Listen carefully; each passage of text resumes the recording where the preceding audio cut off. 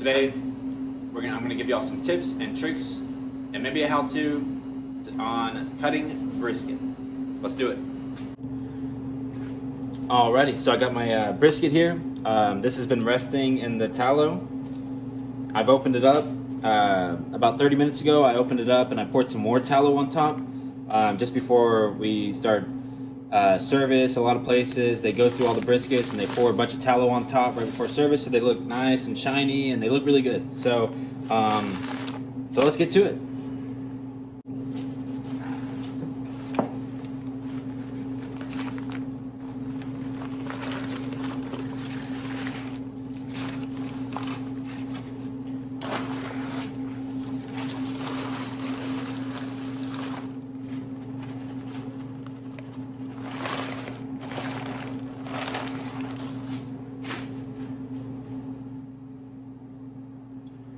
Alrighty, so there's my brisket.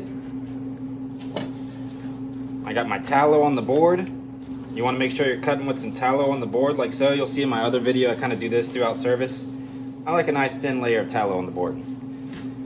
So I got my lean side, lean, nice and lean. This is the thinnest part of the brisket right here, the thin side of that lean, right down from the mohawk. So it goes mohawk, real thin lean, thicker lean, point. So when I'm cutting a brisket, I always kind of angle it, and I start with an angle cut too. So I'm cutting angle, angle, angle, angle, angle, angle, angle, angle, angle, angle, and then when I start getting towards the middle, I start straightening it back out, and I cut pretty much all the way up to the mohawk, and that's how I cut the lean. So I'm gonna do that for y'all right now. So another big tip on this thin side of the brisket, usually you'll see that it may be a little crispy or it might be a little hard. What you want to do is when you're doing your knife strokes and it's crispy, you want to finish your stroke in, always in. So if you finish your stroke out, it'll pull like so. So put that in, and it makes it messy. So think about it, in. And you push in when you cut through that final little bit at the end. In, push, in, in. So I've gotten through there. You can see it's because I did that one, but it's still it's still fine. It's not as bad as if I pulled out on all of them. If you finish out, it'll just pull this stuff out. So finish in. So I got to this point. I'm gonna start kind of straightening up my cuts so that it ends straight with the mohawk. And when I'm cutting, I'm going back and forth to get through this bark a little bit, and then I'm giving it a little bit of pressure to get through the meat. And then if you ever have anything stuck in your knife, just slam it like that. You'll want to do that. If you have little bits stuck on here, it'll also shred your bark basically. So in, I'm pushing in, and my last cut right here, and it gets a little bit thicker right here, but that's okay because it's pretty much the most tender part of the brisket. You're not gonna have anyone complain about a thick piece of lean that's really, really tender. This is that thin side, always very, very, very tender. So that's pretty much it. So that's the lean right there.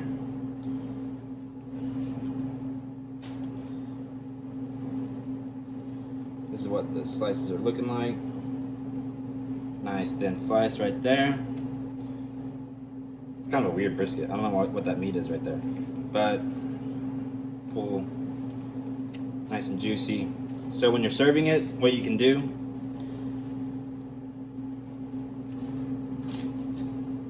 so we're gonna pretend someone ordered a quarter pound of brisket.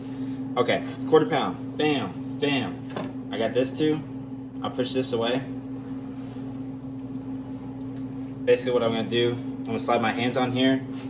I'm just gonna pick it up. When I put it on the register, I just slide my hands are covered in tallow.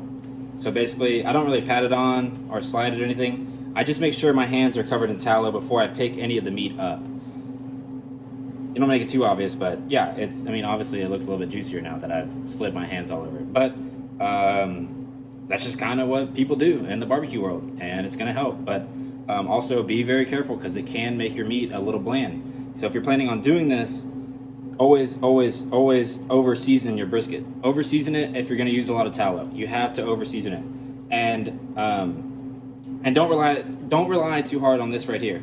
The brisket should already be juicy. This just gives it that little sheen where it just looks a little bit shiny. Looks really juicy.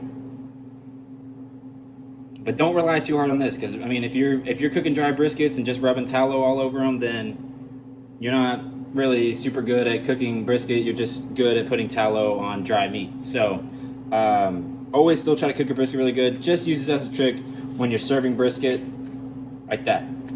I pick it up. I pick all the meat out with my hand. I don't really do this, but I'm just kind of showing y'all. Basically, I would cut it and I'd pick it up like this, and I'd put it on the register, or not the register. I put it on the scale, and then I put it on the tray, just like that. Bam, looking really good. All right, let's go to the point. All right, the first cut with the point is always going to be this decal. So it's always I always start opposite mohawk. Mohawk's right here, start opposite, and you have to turn the brisket. So I cut the lean all the way up to here. The point runs different, so you have to start opposite mohawk right here, cut towards mohawk. That's my first slice. I know that looks big. These are the best bites off a brisket. Every single time, these are the best bites. That's what that's looking like. I still missed a little bit there. Get that little bit of decal out of there. So that's what the brisket's looking like. Nice and juicy. These are the best bites off a brisket. If you're serving a line and you got a lot of customers, always give these out as samples if you want to sell out a brisket quicker. Basically, a customer will take a bite of this, and they add a half pound or a pound of brisket to their order. Oh yeah. Oh yeah.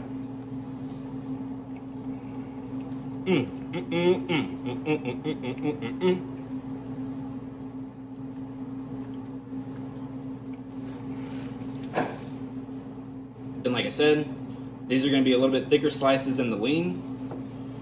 But basically all I do is I go through pretty slow.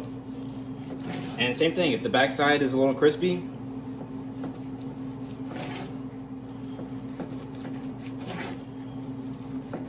pull in. If the backside is crispy, pull in. See, it gets a little bit crispy towards this mohawk. So I cut about like so, and then I grab the mohawk.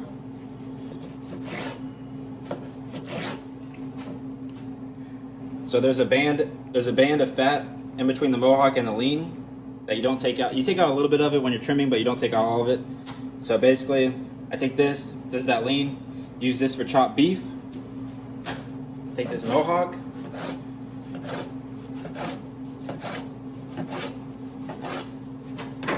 and just cut it up like that.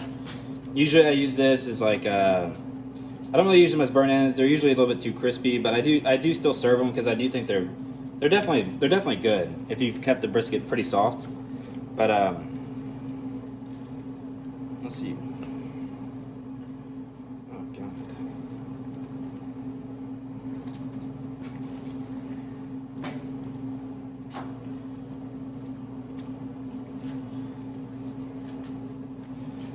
There's a little trick with tallow if y'all wanted to see. That's what that point is looking like. Nice and juicy, nice and juicy. Bam. And I got my mohawk pieces. And this is kind of how I like to plate it. When I'm plating meats at Goldie's, couple lean slices. Slice a point.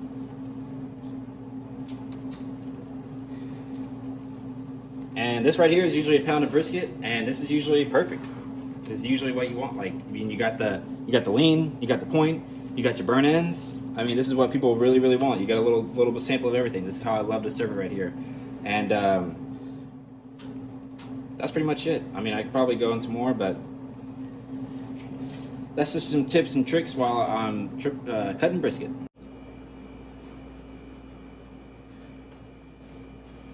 Alrighty, so that's cutting a brisket with Jirby. Let me know if y'all have any questions about anything. Like I said, they rested in tallow, and then I poured tallow on top of the brisket like 30 minutes before I shot that video. So you can see coming out of the paper had a nice shine to it.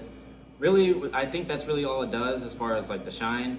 But I think where tallow comes into play the most is when it's on the board and you're cutting directly on top of it. So then your meat kind of like, you know, if you're cutting the meat on a pool of tallow, like it will look juicier. And then obviously it's all over your hands, and you're patting it on and you're doing all the stuff, and everything just looks juicier. And I mean, if it's cheating, it's cheating, but who cares?